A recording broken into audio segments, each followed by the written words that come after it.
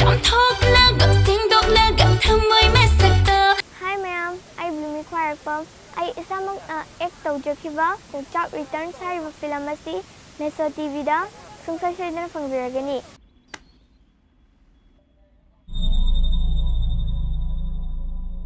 As nang ko nang sana po da ngawin torda.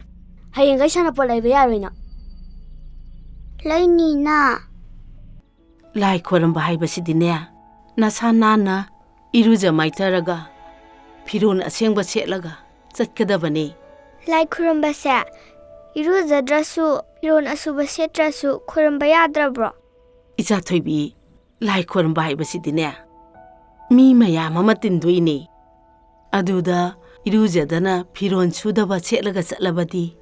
Laina tina mahik matai mayam ama thoglo oidro. Tang na tom thin sa chabi lili gombini ai hati.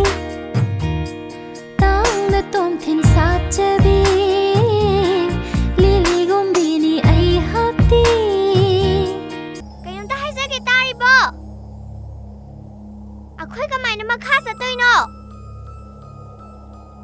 Ako'y nasanggadori ba mido masak kamay toge. Manapan da ba masing kitang pan balay oram ni. Kumakjuy siya. Imagin tayo nakoy mo kaday chaluge. Mama. Imagin yay ma. Imagin soba. Nakoy mo kaday chaluge. Mama, nangdi ako'y nakabuso tabi de. Yumda sang baso ngamde. Ahingda siyam na ingi. Tachaw ka tayo ay ga ako'y humnug tigi. Ako'y kasanggo ay gisayzinda. Napta na laye.